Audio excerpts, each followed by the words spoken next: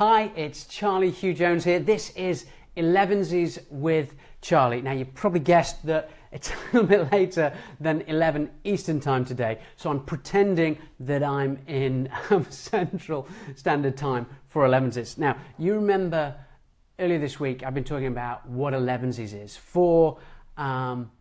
In England, one of the traditional breaks in the morning, the mid-morning coffee, was around 11 o'clock. And it was called Elevenses, where you had a treat, something special, something of worth, a cookie of some kind or a piece of cake that would just help you get you through, give you a lift in the morning after you've done 3 hours work from 8 to 11 in the morning. So that's what I've been doing all this week, has been Elevenses. And so this time that I'm trying to maintain for everybody, to give you some value, to share with you some tips, some things I've learned in working with my clients, some things I've had to apply for myself, tools and strategies.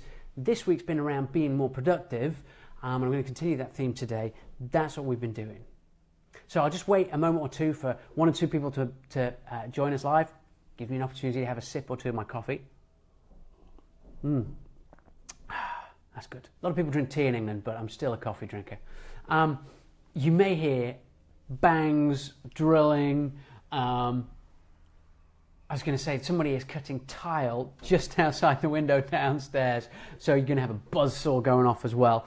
It all just adds to the colour and context of this live today. I've said before, the sky isn't falling. My wall right here is not about to fall over. If you hear banging, it's because upstairs they're doing a lot of work refurbishing something.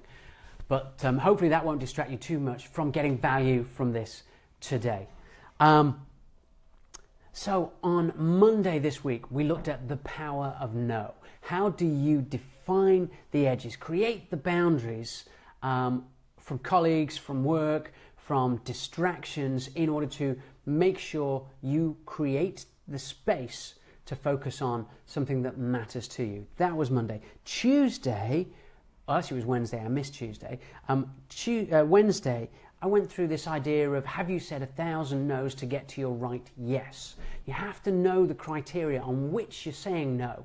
And I quoted Warren Buffett saying that his job is to say no 1,000 times before he picks the right investment thesis that he's going to work with and explore. Yesterday, I was asking the question as whether your to-do list is your kryptonite. The very fact that you have so many things on a list, you think you've captured something, you may be super busy, and yes, that removes the worry that it was just in your head by putting it on your to-do list.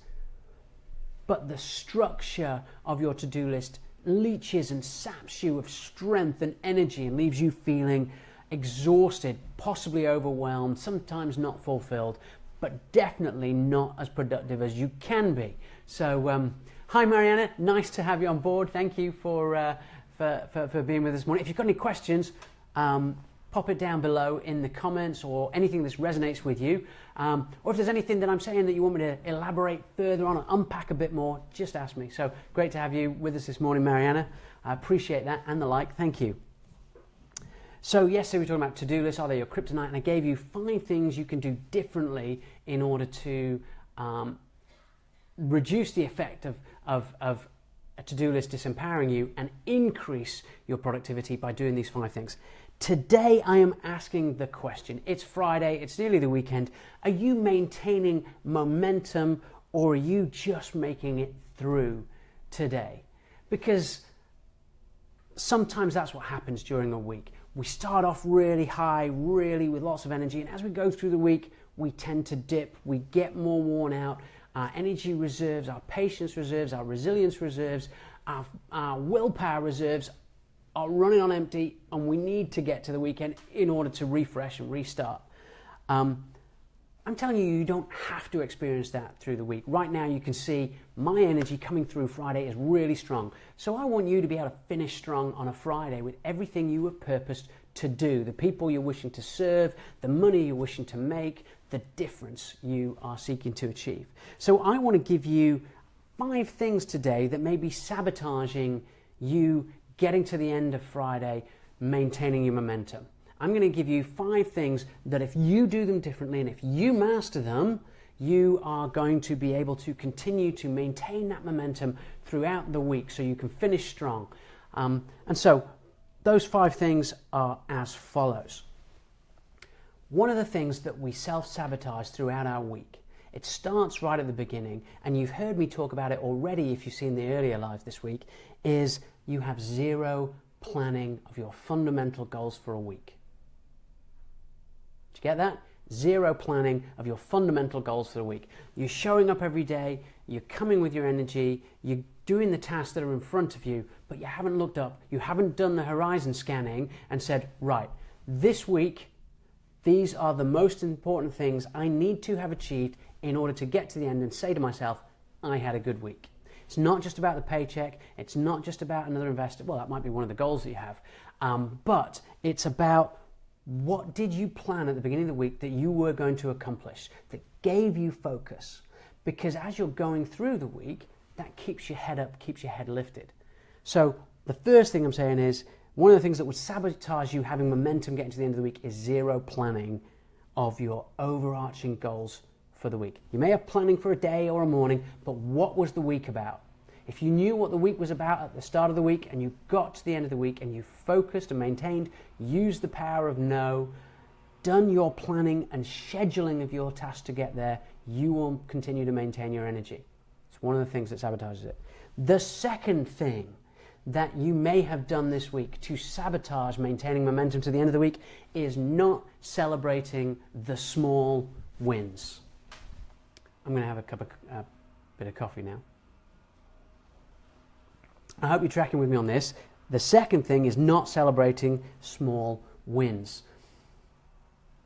When we're teaching children, I'm not calling you children, but I have 4 of them, teaching them to brush their teeth, we were trying to set goals for them. And we wanted them to have a habit of cleaning their teeth every day.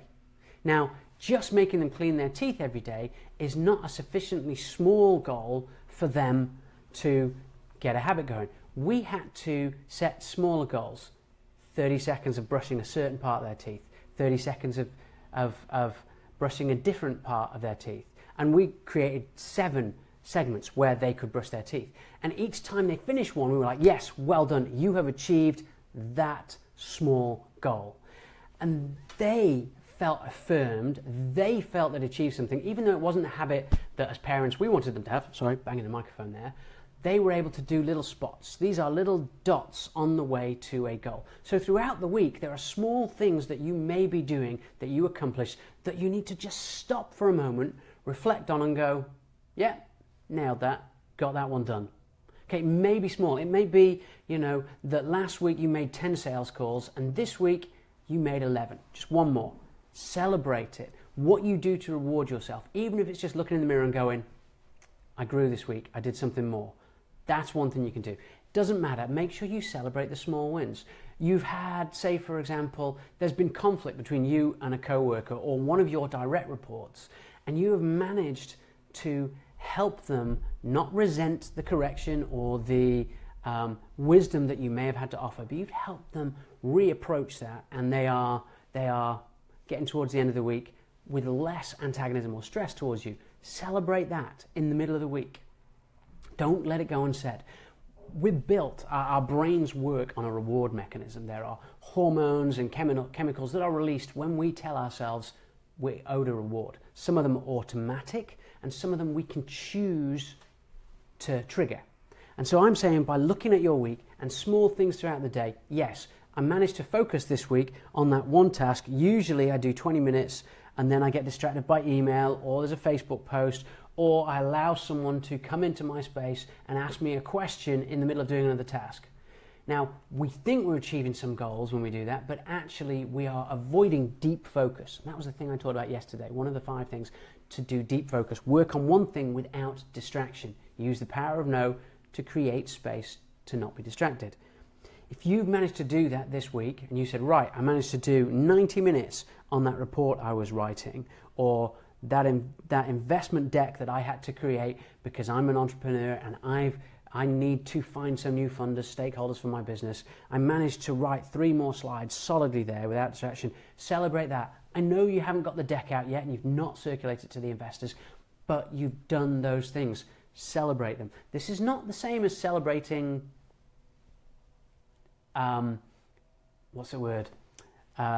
being average or just showing up. No, these are small wins. So that's 2. One of the things you do to sabotage yourself is not celebrating small wins. You can turn that around by celebrating small wins. Okay, the third thing that we often do to self-sabotage managing our momentum throughout the week is that we don't hang out or associate with people that energize us. Okay, sometimes we are so head down and so focused that we just get through the week. There are people at work who drain your energy and you haven't been able to say no to, or there is, you have a particular senior to you who always winds you up, or you have clients who particularly are very draining and demanding. You wish they were more streamlined in their needs, they were clearer in their direction, they didn't change scope on you 20 minutes after they've just given you instructions and you've set a whole team going on something, and that drains your energy. To counterbalance that, because there's some things you can do to get rid of that, and you can use the power of no to do it, but counterbalance it by finding people who make you feel energized. Having that conversation, you'll recognize it, the conversation that you have with somebody that lifts you up, your head's higher, your back's a bit straighter, you feel good energy in your chest, and you feel like, right, I'm ready for the next thing. Even if it's just a 5-minute conversation with that kind of person, go find them. And if they are not situated in your workspace or in your world, go and watch TED Talks. Go and read a book of someone who influences you and gives you energy. So the third thing that people do to sabotage maintaining their momentum throughout the week is not having people around them that energize them, that continue to feed energy into those reservoirs. So that's another thing you can do. If you don't hang out with people, what you can do is choose to hang out with people. That's how you turn that around. So that's the third thing. The fourth thing, and this is not controversial, but you may challenge me on this, so I'd love to hear what you say. One of the things that you may be doing to sabotage maintaining momentum throughout this week is having poor sleep discipline. Yeah, you heard me. I said poor sleep discipline. You know why I'm talking about this, because you've seen the reports, you know what you're supposed to do, and you're just not doing it. The idea that we are continuing to check Facebook until 2 minutes before we fall asleep, so our screen is glowing in front of us, and those photoelectric receptors in our mind are sparking and igniting. And they're the ones that are supposed to tell us to stay awake, because the hormones keep being released into our brain to keep you staying awake. Turn your phone off, or don't look at your phone and watch your TV for the last 45 minutes before you go to sleep, because otherwise you are prompting your brain and your nervous system, you are triggering your circadian rhythms to say, awake, awake, awake, awake. And then you wonder why, A, it's hard to fall asleep, or B, you're waking up in the middle of the night. Yeah, absolutely. So you need to figure out a routine, or what's called sleep hygiene. I said Arianna Huffington's made a whole movement in her Thrive movement about telling people to sleep more, because better decisions are made, more energy is made, our relationships with people are improved, our IQ can be maintained at a higher level, our resilience is increased when we sleep properly. And that doesn't mean taking drugs to sleep properly, because if you're taking drugs to sleep properly, except in a couple of very major instances, you have bad habits of going to sleep, and you are medicating them rather than addressing the habits. So if you disagree on this, please put a comment below, please message me, but I can show you report after report, testimonial after testimonial that says you improve your sleep habit, you improve your energy flow, your focus, your productivity, the ability to generate sales, the ability to be creative and deliver over and above for your clients is improved if you deal with your sleep hygiene.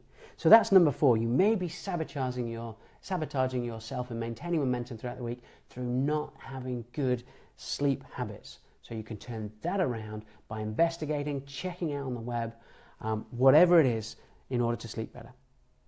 The last and final thing that I want to share today, and these are only 5, there are many, many more things you might be doing, but these are 5 common ones that I've found with many of my clients, and some of the things I had to deal with in order to maintain this kind of energy for Fridays. The fifth thing that you might be doing to sabotage maintaining your energy, your momentum throughout the week, is that you're not using positive language. I'll just let that sink in for a minute. You're not using language, words that are positive.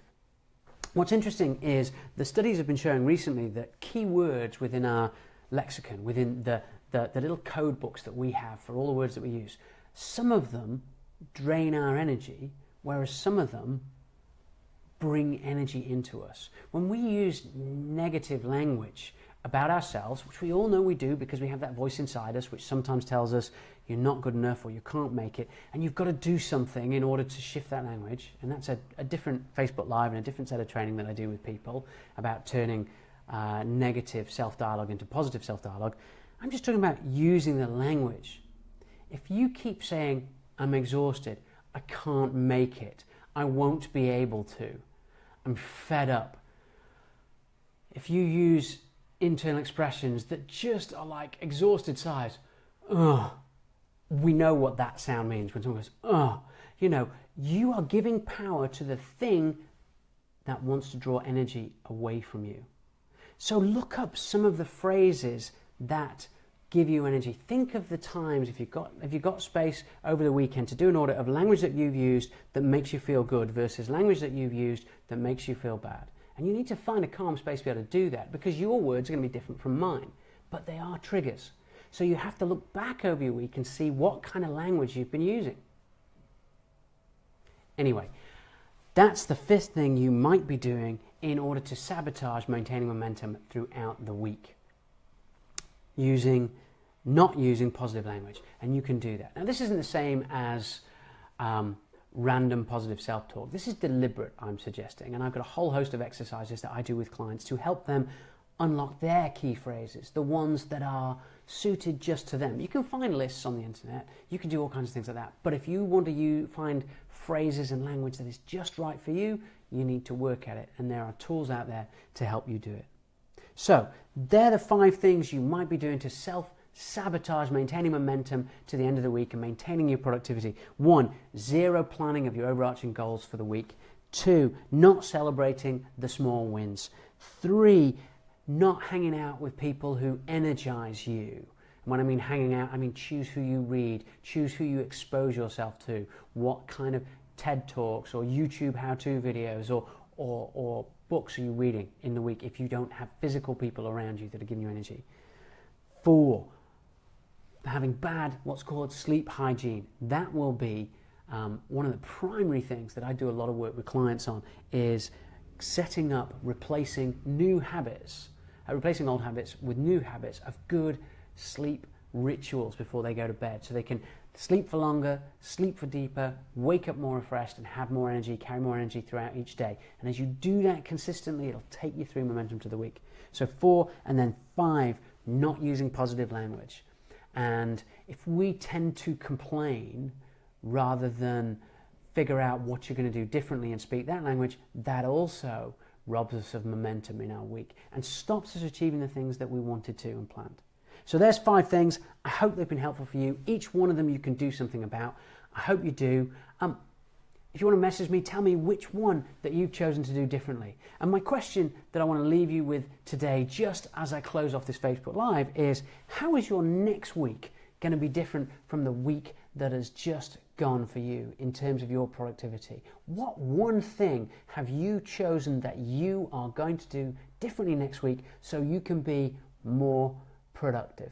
I'd love to know, so please leave a comment. If you're watching this now, you can leave it now. If you're watching it in the replay, thank you for joining me. I appreciate it.